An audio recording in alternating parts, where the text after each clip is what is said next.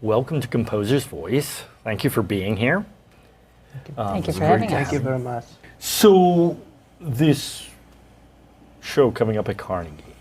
So it's not just a show; it's a tour, right? It's 3 concerts. 3 concerts. We always play. Our regular season is always in Connecticut.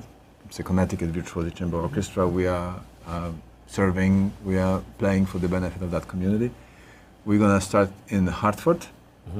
We're gonna repeat that in New Britain at the New Britain Museum of American Art, which is a very nice museum, really remarkable place. And then we're gonna come here at the Weill Recital Hall.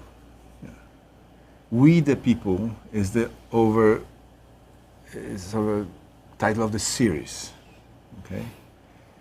And what is the title of the concert? Shadow of the Destiny. So it was the destiny. Now looking back. Yes. In that moment, we were dealing with the here and now. Well, first of all, let me say that we will have a great pleasure to premiere Jakub's piece, which Especially written for that occasion. yes, I'm gonna read this here because it's his title, not mine. So it's Śmiętlana.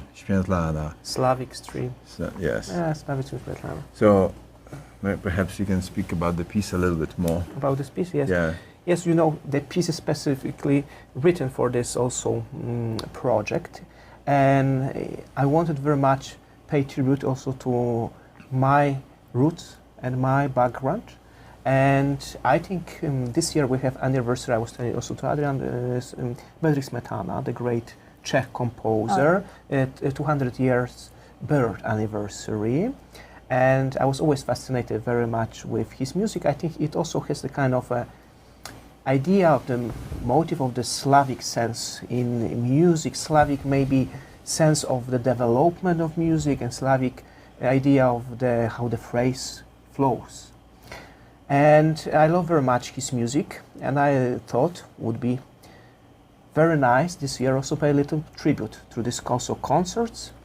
And so that's why the title actually for this composition is, of course, is a Slavic stream Śmiętlana, because of course it refers to the name of the composer Smetana, yes, but also in the Polish we can create the words, our own words sometimes, and like it can be the words that doesn't exist in Polish. In fact, Śmiętlana doesn't exist in Polish. It has of course Polish letters, 2 Polish letters, Ś and M. That's why I liked. That's why I chose it. It sounds like Śmiętlana, but also it can refer to the cream, or maybe can refer to the mint, yes, and the mint has a smell, right?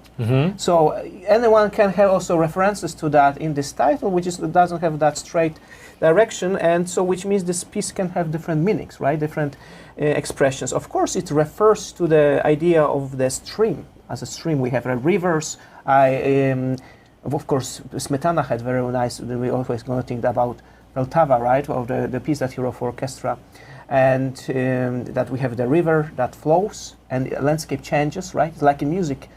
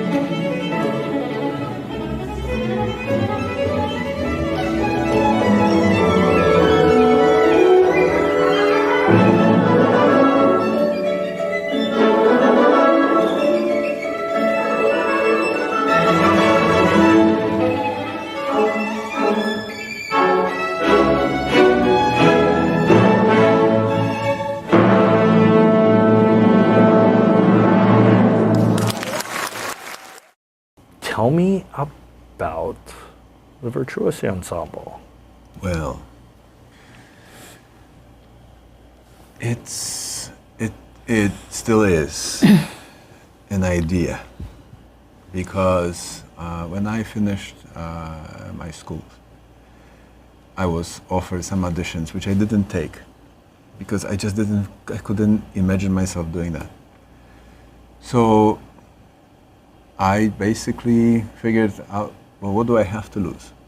I'm gonna take a moment of my life, and I'm gonna try to do what my dream at that time was, which was basically put a group together and do music that I want to do, or we want to do, and do it the way we want to do it, and find our own audience and find our own place in the world, so to speak. And that idea continues to this day, because now 25 or more years later, we are, we're still around, we're still doing a lot of programs. We have programs abroad, we have friends all over the world now. That's the orchestra. It's quite a few great friends. We are all very friendly, we are like each other very much. That's the first condition for newcomers to the group. You might be a very good musician, but if you're not a very good colleague, then you're gonna ruin the fun. And that's not how we're gonna operate. Right. How large is your ensemble? Well, it depends for which project. We do projects with just strings, which would have 10, 15, 20 people. But then we've done Tristan und Isolde, and in that case we had 35 people on stage. I mean, in a pit, it was the opera. So it's flexible. But the principles of the group, principal players are constant, the same. But we do expand with the need. Sure. Yeah. And for Carnegie? That's going to be probably 20, 25 people. I don't know the exact number, but... Yeah. And I'm looking really forward to playing Jakub's music, because... Our first project together. Yeah, because I'm very curious about... First of many, I hope. I'm very curious about lifting the music, the sounds from those black dots, and see what the picture, what the hologram we create from the paper. But I'm looking forward to it. Adrian. Yes. How about you tell us your name and a little bit about yourself? Okay. Adrian Sylveen, and I wave the stick, but I also play violin. That's my primary instrument. My dream was always to build music, not necessarily compose, although I do some of that on the side here and there. But what I enjoy is the psychology of music. I like working with people. I like bringing people together. I love the audience. I like the power of music, which is a constant conversation. And I do it through operas and concerts and recitals and you name it. But that's really, I like the experience of it. I think it's something remarkable when when we go on stage and we start, something that is on paper just a few dots, and then somehow it comes out to life from, not from ashes, but it becomes this thing, I'm fascinated with creative process in the sense that I want to see to what degree we can create new sounds and be able to connect with the audience. And who are you? And are you a violinist? I hope so. My name is Brunilda Myftaraj, and I originally come from Albania. I came here about 30 years ago, and I was fortunate enough to study with the Emerson Quartet at Hart School. And currently, I'm even more fortunate to study with them again as I'm finishing my master's at Stony Brook. I've been playing in the Virtuosi Chamber Orchestra for 25 years, I believe. And I enjoy it tremendously. I've played so many operas and symphonies and concertis. And currently, I'm about to perform Alban Berg, violin concerto with the Virtuosi Chamber Orchestra at Carnegie Hall, and it is really my dream concerto to perform. It's fabulous. It's the greatest, for real. When are you performing that?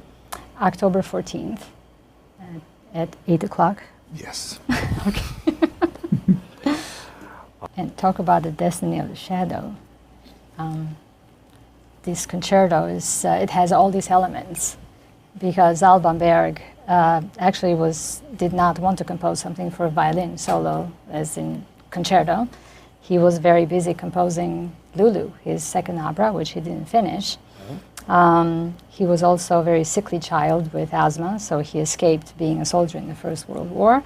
And then later, he just took these lessons with Schoenberg, who happened to be there by accident, not so.